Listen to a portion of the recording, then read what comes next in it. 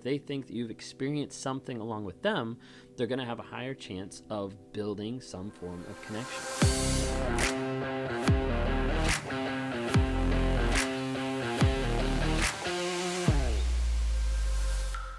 Did you have a deep connection with your narcissist?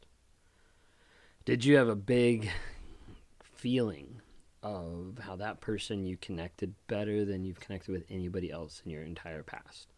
Or maybe you've connected with them better than past relationships, maybe better than family members, like anything like that. Because a lot of times when I'm talking with people on one-on-ones, and right now it's at the place where I'm talking to somebody pretty much every day, at least one person every day, and I'm trying to help them out of narcissistic abusive relationships, help them pick up the pieces after the relationship, like you name it. A lot of times I'm hearing the same phrase of, I just had such a good connection with them. Like I just felt connected.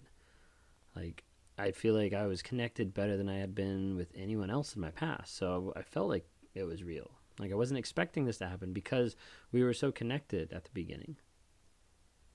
And as I start to hear that, I start to realize that connection, a lot of times people are looking at from two different sides. You have the empath who's loving and wanting that connection, and then you have the narcissist who's loving and wanting that connection for the purpose of control. You see, when a narcissist meets another person, they accelerate stuff very quickly. You can't accelerate very quickly unless you build common ground, unless you build trust, unless you build some sort of a safe place for the other person so that you can get into their lives very quickly. And this is why you see a lot of narcissists out there that move stuff along very, very, very quickly. They'll be the first one to say, I love you, within the first date, within the second date. Then the third date, they're talking about marriage, they're talking about kids, they're talking about the future together. Maybe couple more dates down the road, a month later, they're proposing. Like some people on here watching this are like, oh, that's crazy. Like, no, like I've talked to people that have gotten proposed to like a month in from knowing each other. And as a result, they run straight in because they've got this super great connection. They feel like it's the best thing ever. They run right in, they get married, and then all of a sudden the ball drops and it's completely different. And they realize like, I did not realize that I married this person. Like I ignored a ton of red flags because the connection was strong and because the future looks great. But what they don't realize is a lot of times that connection is very superficial and it's just based on a bunch of manipulation tactics meant to be able to connect with that person very quickly, to be able to build a serious, like intimate kind of relationship very quickly for the purpose of manipulating, for the purpose of control. And so when you think about connection, like, were you connected with your narcissist? Like early on, like, did you feel like you were connected to the person you were with? If you were, just like leave a comment below, like put in the chat about, hey, I felt connected to my narcissist, because I guarantee you there's more people out there that felt connected sometime in that relationship that were like, wow, I thought it was the best thing. And that's the thing I longed for, was that connection. Okay. So as we're talking through connection, the thing that I want you to consider is narcissists connect to control. That is the main purpose of connection. They connect to be able to control. So as you're starting the relationship, you've got your narcissist and you've got your empath. So the goal is to get that supply, that empath, locked in as soon as possible. So as a narcissist, what I'm going to do is I need to build trust and a connection super fast. The faster I build it, the faster I lock you in. The faster you get locked in, the better I have of having you as a supply a little bit longer than the last person. And I'm taking everything I learned from the last person, being like, let me apply it to this one. Let me see if I can tweak my approach a little bit more so that it gets me longer supply. So it gets me longer reaction. So it gets me longer enjoyment on having this person like adore me and think I'm the best person ever. Okay. So as the narcissist, what I have to do very, very early on is I have to establish a connection super quick. And so that could be something really tiny.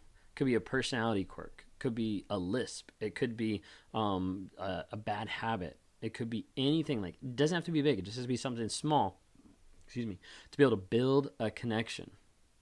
Okay, so let's say I interact with you at the grocery store and you drop something. Okay, I pick it up and I give it to you. Like, that's a tiny point of like connection. Like, you're all like, that's silly. Like, yeah, okay, it's tiny, tiny point of connection. All right. So then later, I see you in the store. Like, we're still walking around. I see you in the store a little bit later, and either I can do one of two things. Either I can drop something and make a joke about it, or I can casually mention something else about you dropping something, and I can slowly build a tiny, tiny form of connection.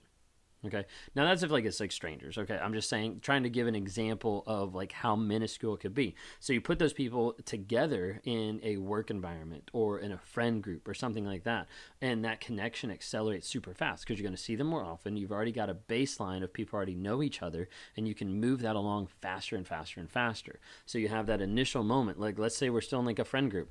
Let's say you have an initial moment. The person like trips, you interact with them or whatever, and then next time you see them, they're like, haha, like that happened. You find a way to be able to bring it up in the conversation so that you build a connection super fast. Because if they think that you have either empathy, or if they think that you've experienced something along with them, they're going to have a higher chance of building some form of connection. And that connection over time breeds trust. So as a narcissist, the goal is you build a connection fast. It gives a false sense of security, a false sense of trust. It gives the appearance a lot of times of empathy. And all of a sudden you've got this place where this person is already getting locked in. As they're getting locked in, the other person might see the red flags. They might not even be attracted to the narcissist. But at that point, they don't care, because a lot of times they'll ignore the red flags and the narcissist will keep moving on because the other person feels a sense of connectedness. You see, the problem is a lot of times that connection is not based on anything substantial. It's not based on the person's faith or beliefs or political views or goals or dreams in life. It's just based on tiny little things, tiny little minuscule things that give the appearance, give the facade that there's actually a connection there. So over a period of time, people will say like, oh, wow, like I just had a really good connection. I connected better with them than I did with anybody else. And then they go into the next person and they're like, wait a second, like all the things we connected on, they're like completely opposite with the next person. Well, yeah, because you didn't actually connect on them.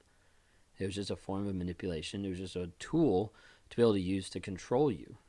And so as a result, they produced all this fake connection. Oh my gosh, we listen to the same music. Like, we watch the same movies. Like, we love the same things. And then all of a sudden it changes. You're like, wait, I thought you liked that. Be like, no, I never said I liked that. It happens.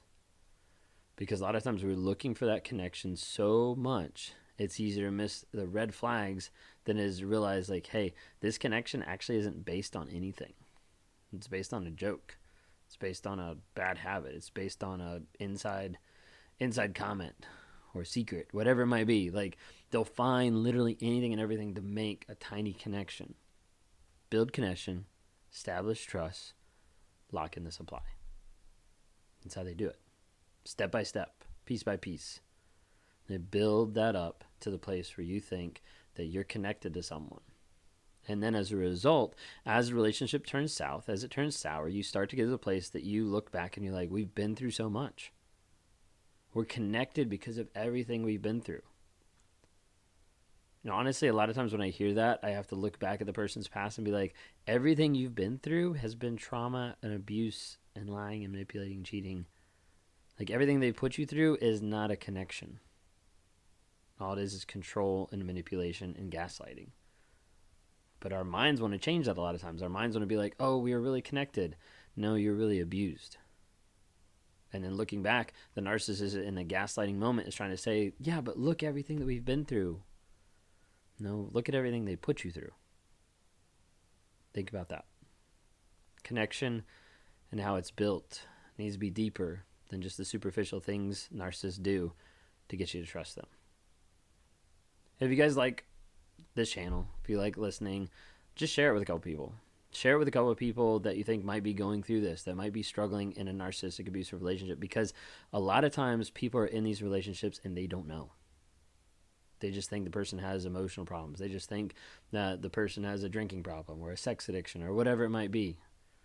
And they don't really understand, they don't really see all the different traits going on that's actually damaging themselves, that they're losing their sense of self-worth, and they're losing who they are. If you have someone like that in your life, share them a video. Let them know, hey, I'm thinking about you, and I want you to know, like, there's a better life out there than the one that you're dealing with or struggling with. If you want to talk to me one-on-one, would love to interact with you. Like I mentioned, I do talk to people probably just about every day right now. And I'm talking with people, some narcissists that come out and they're saying like, hey, like I identify with what you're saying. Like, is there hope? Is there change? I'm like, hey, like meet with me. Let's talk.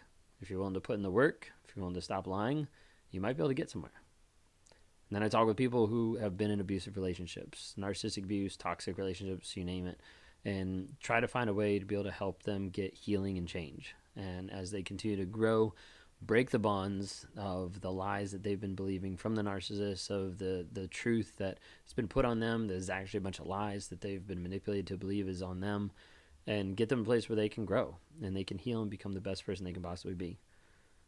Thanks so much for listening. Please subscribe to the channel. Interact with me on TikTok, Instagram, Facebook. And then also if you're listening on the podcast, like just give me some stars and share this episode with someone just so we can help promote what narcissism is and how it's destroying other lives out there. Let's protect other people from falling into the same stuff.